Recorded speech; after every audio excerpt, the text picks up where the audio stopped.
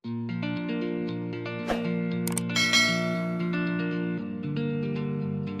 Everyone, कैसे हैं आप लोग? अच्छे हैं? आइए आज हम लोग पढ़ते हैं क्लास 12th का टॉपिक, एक जो कोई बेहतरीन टॉपिक है, chapter number 1, relation and function.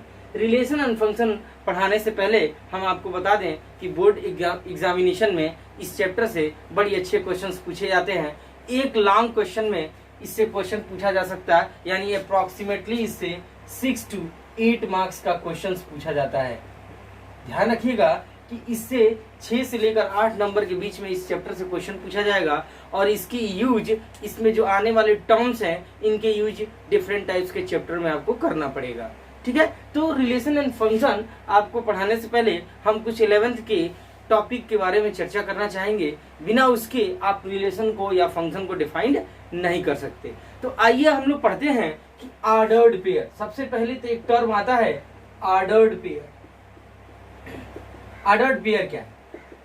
देखिए, ऑर्डर्ड पेयर आपको अगर ऑर्डर्ड पेयर को डिफाइन करना होगा तो इसका कोई बेहतर डिफिनीशन नहीं है, या फिर इसका कोई डिफिनीशन नहीं आता है, लेकिन हम इसको यूं कह सकते हैं ऑर्डर्ड पेयर्स को कि अगर आप मान लीजिए कोई भी दो एंट्री ले लें, कोई भी दो एंट्री, अगर आप कोई भी दो एंट्री ले लें, मान लीजिए एक्स है और कोई क्या है, वाई है, दो एंट्री ले लें और इसी दोनों एंट्री को किसी स्पेसिफिक ऑर्डर में लिख दें। आप किस ऑर्डर में? स्पेसिफिक ऑर्डर में। स्पेसिफिक ऑर्डर में अगर आप लिख देते हैं तो इसी एंट्रीज को आप लोग क्या बोलोगे? ऑर्डर्ड पेयर कहोगे। यानी this type of pair is known as क्या हो जाएगा? Ordered pair. यानी यूं कह सकते हैं ऑर्डर्ड पेयर का अगर डिफिनीशन देना हो तो एक डिफिनीशन आप दे सकते हैं क्या? If two entries are written in the specific order. Specific order मतलब क्या? अगर दो एंट्री है एक्स और वाई, इसको मैंने क्या कर दिया? एक स्पेसिफिक ऑर्डर में राइट कर दिया, लिख दिया। अब इसी को हम कह सकते हैं, यानी this type of pair is known as क्या हो जाएगा? Ordered pair. इसी को हम लोग क्या बोलेंगे? ऑर्डर्ड पेयर कहेंगे। ध्यान रखिएगा, यानी कि अगर दो एंट्री, कोई भी दो एंट्री होते हैं, टेबल एंड चेयर, तो टेबल कामा चेयर, तो टेबल कामा चेयर को अगर आप क्या कर देते हैं, इस ऑर्डर में, इस स्पेसिफिक ऑर्डर में अगर आप लिख सकते हैं तो हम कह देंगे then this type of pair is known as क्या हो जाएगा? Ordered pair. तो ये तो रहा ऑर्डर्ड पेयर। को कोई पूछे कि what do you mean by ordered pair, तो आप कहोगे क्या डायरेक्टली ऑर्डर्ड पेयर को डिफाइन करने के लिए कि ऑर्डर्ड पेयर ऐसा पेयर है जिसमें दो एंट्री को स्पेसिफिक ऑर्डर में क्या किया जाता है? लिखा जाता है। यानी यूं कहे तो डिफिनीशन में, यानी if any two elements written in a specific order then such type of pair is known as क्या हो जाएगा? Ordered pair. ओके, अब जब ऑर्डर्ड पेयर आ गया तब हम कहेंगे क्या कि सर यहाँ पे हमारे पास क्या है? एक्स और वाई एक ऑर्डर्ड पेयर है। एक हमारे पास क्या है? ऑर्डर्ड पेयर है। ऑर्डर्ड पेयर है तो हम इसमें कह सकते हैं क्या? एक्स को आप कहोगे क्या? First component. क्या कहोगे? First component of ordered pair. और इस y को आप क्या बोलोगे? Second component of ordered pair. ठीक है, यानी x को आप बोलोगे क्या? First component of ordered pair, और y को बोलोगे आप क्या? Second component of ordered pair. Understand? यानी कि आप कोई भी लिखते हैं, किसी भी ऑर्डर में लिख सकते हैं। जैसे कि अगर हम ये कह दें कि ऑर्डर्ड पेयर में आप ऑर्डर्ड पेयर में कौन से एलिमेंट लिख रहे हैं ये मैटर नहीं करता है। ऑर्डर्ड पेयर एक सेट नहीं है। आप ये कहें कि ऑर्डर्ड पेयर एक्स कमा वाई, तो it is not a set. यह कोई सेट नहीं है। जैसे कि आप इंटरवल्स में जानते हो कि इंटरवल ए कमा बी ऐसे लिख देते हो, तो इसका मतलब होता है क्या? X that a is less than x, x is less than b, आप ऐसे लिखते हो सेट में। लेकिन ये it is not a set. Ordered pair is not a set. Ordered pair केवल क्या है? एक अरेंजमेंट है। आप दो एलिमेंट्स की एंट्री है एक स्पेसिफिक ऑर्डर में। अब मैटर क्या करता है कि ऑर्डर्ड पेयर सेट नहीं है, तो ऑर्डर्ड पेयर है क्या आखिर में? तो ऑर्डर्ड पेयर है क्या? तो हम कह सकते हैं क्या कि, तो हम आपको बता रहे हैं क्या कि ऑर्डर्ड पेयर एक सेट नहीं है। आप कहोगे क्या कि ordered pair is not a set of two elements. यह एक दो एलिमेंट्स का एक सेट नहीं है। यानी एक्स कामा आपने वाई लिखा है, कोई ordered pair x comma y, तो is not a set of two elements x and y, but यह क्या है? यह एलिमेंट्स का क्या है? ऑर्डर्ड पेयर है। यह इंपॉर्टेंट रखता है। यानी इनका ऑर्डर क्या है, x कमा y है कि y कमा x है, यह मैटर करता है। इससे मैटर नहीं करता है कि यह सेट है कि नहीं है, ये it is not a set. तो कोई पूछे what do you mean by ordered pair, तो ordered pair is not a set of two elements, यानी दो एलिमेंट्स का यह सेट नहीं होता है, यह केवल क्या होता है, order of element is important in ordered pair. बस आप इतना जानिएगा, यानी कि दो एलिमेंट्स का क्या ऑर्डर होगा यह इंपॉर्टेंट है ऑर्डर्ड पेयर में। ओके, ऑर्डर्ड पेयर में देखिए, अगर मान लीजिए हमारे पास क्या है, ए कामा बी है, कोई ऑर्डर्ड पेयर है, तो ऑर्डर्ड पेयर अभी ने बताया क्या कि यह कोई सेट नहीं है, यह सेट नहीं है, यह केवल क्या है, यह क्या है, यानी कि ऑर्डर ऑफ एलिमेंट्स है, ऑर्डर ऑफ क्या है, एलिमेंट्स,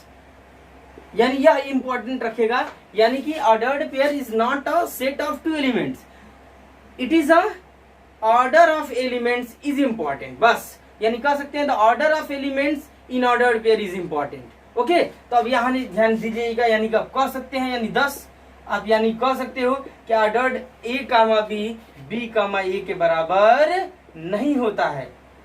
क्या होता है, नहीं होता है। कब, जब if A is not equals to B, अगर ए बी के इक्वल नहीं है तो आप कह सकते हो ए कामा बी, यानी ordered pair A comma B comma A के बराबर नहीं होगा। ओके, यानी ध्यान रखिएगा, यानी कि यहाँ पे कह सकते हैं कि एक ऑर्डर्ड पेयर है ए कामा बी और एक ऑर्डर्ड कामा बी कामा ए, यानी कि आप कह सकते हो कि ये सेट रहता तब तो डिफाइंड रहता, यानी कि ये इक्वल होता, लेकिन यह एक ऑर्डर्ड पेयर है इसलिए ये इक्वल नहीं है। क्यों, क्योंकि ए इक्वल्स टू बी नहीं है, ठीक है ना, क्योंकि इसका ऑर्डर है, ये पहले आ रहा है बाद में आ रहा है, यानी कि इसमें क्या है, इसमें ये फर्स्ट कंपोनेंट होगा, ये फर्स्ट कंपोनेंट होगा और इसमें ये क्या होगा, सेकेंड कंपोनेंट। लेकिन यहाँ बी क्या हो जाएगी, फर्स्ट कंपोनेंट, और ए क्या हो जाएगी आपकी सेकेंड कंपोनेंट। ओके, अब आइए हम आपको बताते हैं क्या कि इक्वलिटी ऑफ ऑर्डर्ड पेयर क्या है, यानी दो ऑर्डर्ड पेयर दिए होंगे तो इक्वल कब होंगे। ओके, अब आइए अब हम आप लोगों को बताते हैं क्या इक्वलिटी ऑफ ऑर्डर्ड पेयर्स क्या है, यानी अगर दो क्या होंगे, हमारे पास दो ऑर्डर्ड पेयर्स होंगे तो कब इक्वल होंगे। ओके, तो आइए हम देखते हैं क्या कि अगर कह दिया क्या, let two ordered pairs be, two ordered pairs be, हमारे पास दो ऑर्डर्ड पेयर्स हैं, कौन कौन से, A1 comma B1 and A2 comma B2, हमारे पास दो ऑर्डर्ड पेयर हैं।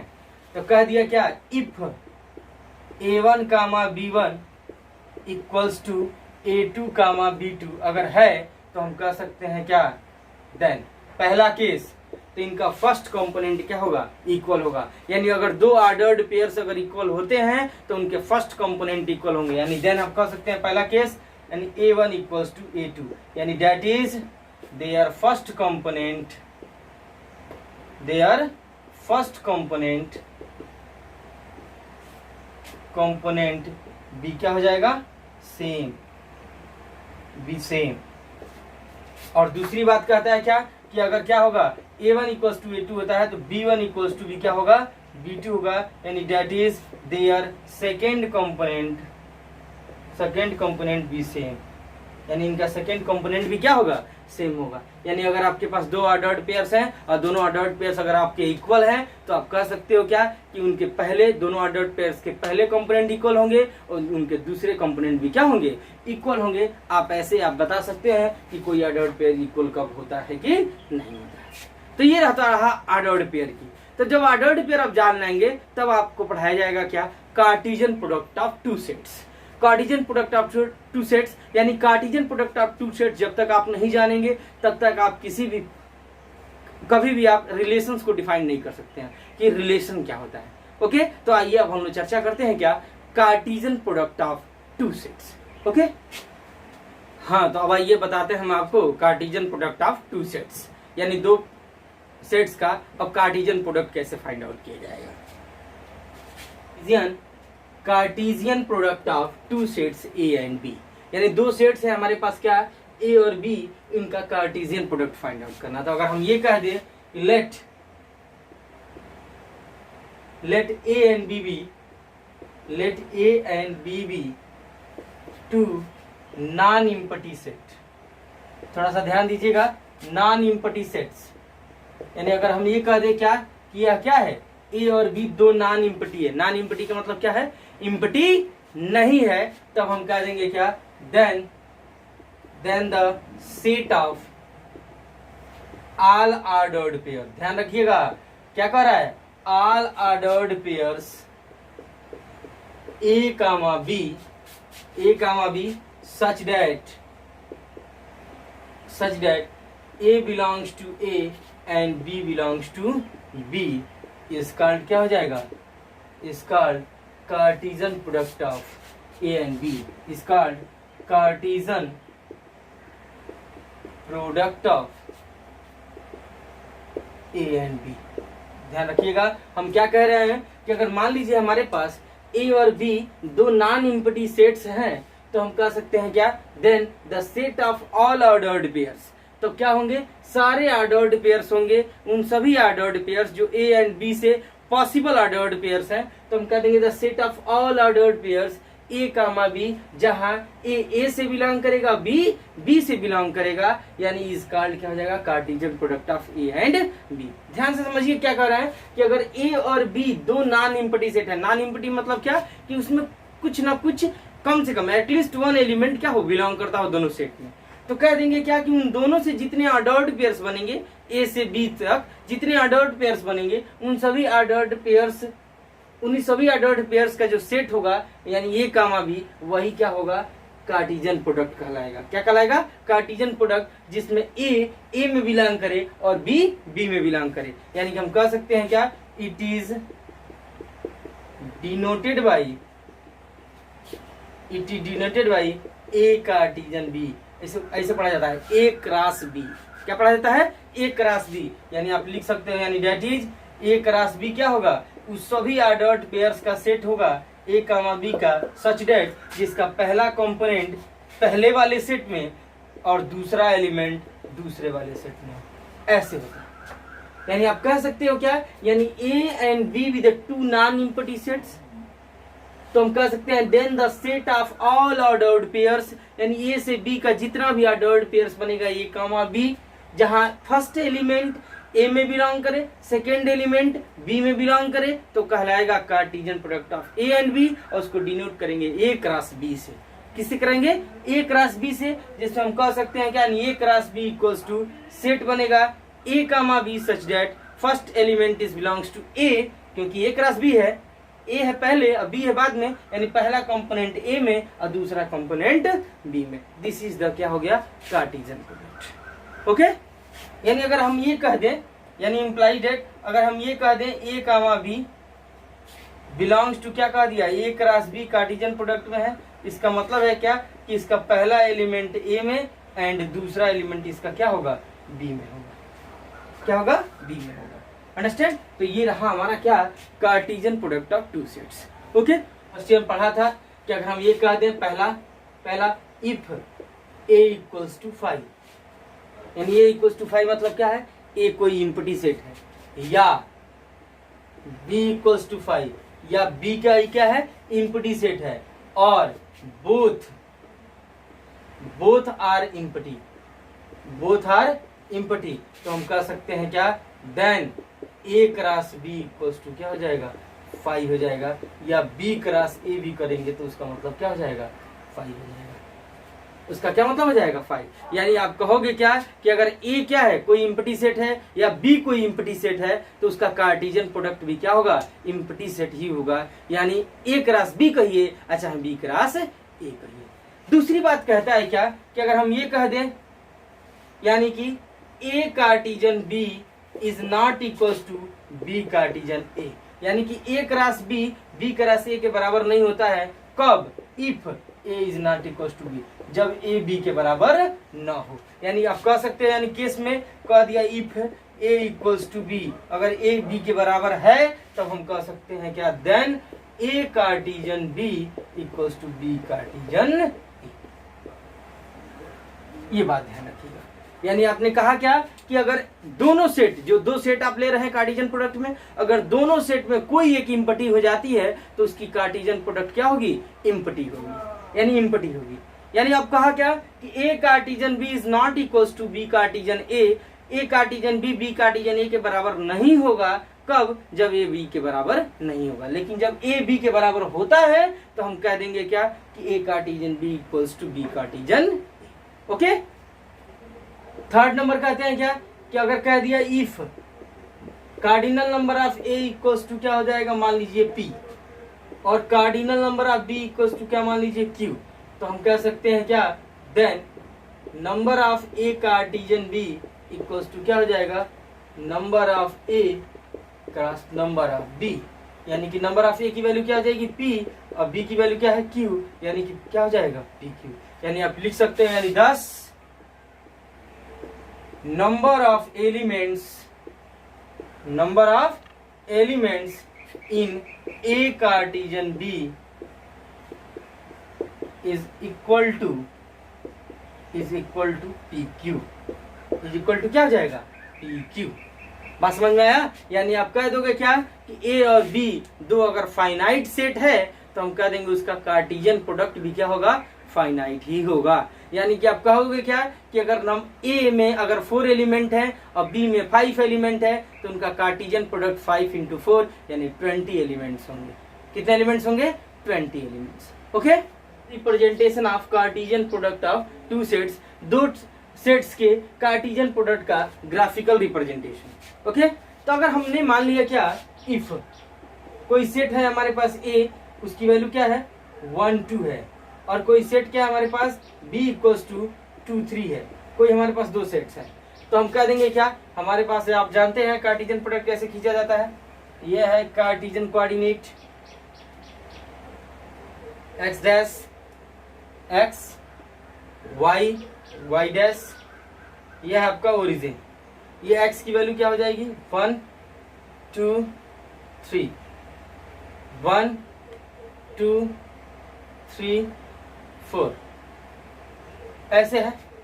ठीक है, तो क्या कह रहा है, फर्स्ट एलिमेंट क्या है, ए में 1 है, यानी 1 है, एक एलिमेंट 1 है और दूसरा क्या है 2 है, तो आपने यहाँ पे 2 कर दिया। अब आप चलिए ऊपर चलिए, फिर क्या कर रहा है 2 कह रहा है, तो एक यहाँ पे ये है और ये क्या है आपका 3 है, तो आपने ऐसे लाइन खींच दिया, फिर ये लाइन खींच दिया आपने 3 के सामने पैरेलल, फिर ये से आपने खींच दिया और ऐसे खींच दिया, और देखेंगे क्या कि कहाँ ये दोनों एक दूसरे को कट कर रहे हैं, यानी टर्मिनल्स पॉइंट, यानी देखेंगे क्या कि टर्मिनल पॉइंट्स क्या है, तो ये क्या है 1, ये क्या है 2, यानी 1, 2, फिर क्या है 1, ये 3, तो 1, 3, फिर क्या होगा 2 और ये 2, तो 2, 2, ये पॉइंट्स कार्टिजियन कोऑर्डिनेट्स क्या होंगे 2, 3, यानी आप लिख सकते हो क्या, यानी ए कार्टिजन बी इक्वल्स टू, ये पहले था ना, यानी 1 2, तो 1 के साथ क्या आ रहा है 1, 2, फिर क्या हो रहा है 1, 3, फिर क्या हो रहा है 2, 2 और 2, 3, this is the Cartesian product, this is the क्या हो जाएगा Cartesian product of two sets, and this is the representation of graphical representation. इसको हम लोग क्या बोलेंगे, it is called the graphical representation of Cartesian product of two sets. Okay, देखिए अब एक चीज और हम आपको बता देना चाहते हैं कि यहाँ पे आप देख रहे हो क्या कि n A cardinal number of A equals to क्या है 2 है, अब cardinal number of B equals to क्या है आपके पास 2 है, तो आप कह रहे हो क्या, यानी कि cardinal number of A Cartesian B equals to 2 × 2 यानी कि 4। आप देखो काउंट करके 1 2 3 4 आया है, तो आप कह सकते हो क्या, यानी आप ग्राफिकल से तो आप कार्टिजियन तो निकाले ही निकाले, आप देखिए एलिमेंट्स की संख्या भी वही हो रही है, यानी n क्रॉस ए n,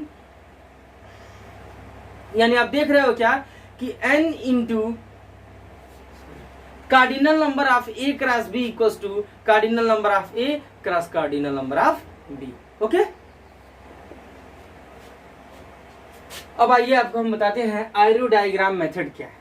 जैसे कि अगर हमारे पास मान लीजिए इफ a इक्वल्स टू हमारे पास कोई सेट है ए बी सी, और b हमारे पास क्या है, कोई सेट हमारे पास क्या है 1 2 3, तो आप क्या कर लीजिए, कोई a सेट बनाइए, क्या a सेट आपने बना दिया, इसमें एलिमेंट कौन कौन से हैं, a है b है c है, और हमारे पास b एलिमेंट क्या है, b सेट क्या है, यह है हमारे पास b सेट, इसमें कौन कौन सा एलिमेंट है 1 2 3,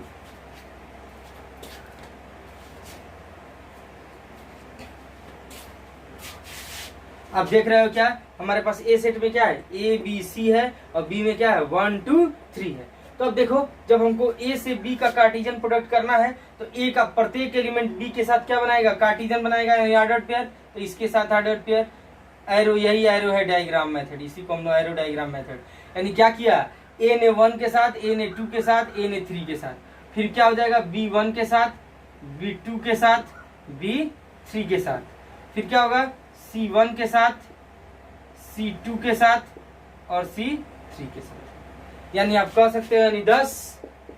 आप यहाँ ऐसे कहोगे, यानी ए कार्टेशियन बी इक्वल्स टू, अब ऑर्डर्ड पेयर बनेगा क्या, यानी ए ने बनाया 1 के साथ, ए ने बनाया 2 के साथ, ए ने बनाया 3 के साथ, फिर क्या हो गया, बी 1 के साथ, बी 2 के साथ और बी 3 के साथ, फिर क्या होगा, सी 1 के साथ, सी 2 के साथ और सी 3 के साथ। ये हो गया आपके क्या, यानी ऑल ऑर्डर्ड पेयर्स के एक सेट, इसी को हम लोग बोलते हैं Cartesian product of two sets. अब आप देख रहे हो, यानी डेट इज, आपने देखा क्या, number of A cross B, यानी cardinal number of A cross B equals to क्या है हमारे पास, 9 है, 1 2 3 4 5 6 7 8 9। यानी इसको लिख सकते हैं number of A cross number of P, यानी कि नंबर ऑफ ए यानी 3 था इंटू 3, यानी इसको भी सेटिस्फाइड किया। यानी आपने जो पढ़ा था, number of A cross B equals to number of A cross number of. Okay, तो आपने ये देखा क्या कि एरो डायग्राम मेथड सबसे आसान मेथड होता है किसी कार्टेशियन प्रोडक्ट को फाइंड आउट करने का।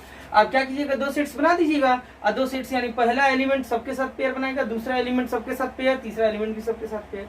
ऐसे आप कार्टेशियन प्रोडक्ट को फाइंड आउट कर सकते हो या दिखा सकते हो एरो डायग्राम मेथड से। ओके, अब इसी में अगर मान लीजिए आपके क्या, ये तो रहा क्या आपका कार्टेशियन प्रोडक्ट ऑफ 2 सेट्स। अगर कहीं मान लीजिए कोई पूछ देता कार्टेशियन प्रोडक्ट ऑफ 3 सेट्स क्या है, तो आप कैसे बताओगे, आइए देखते हैं। अब हम ये कह दें, let A B C be 3 non empty sets,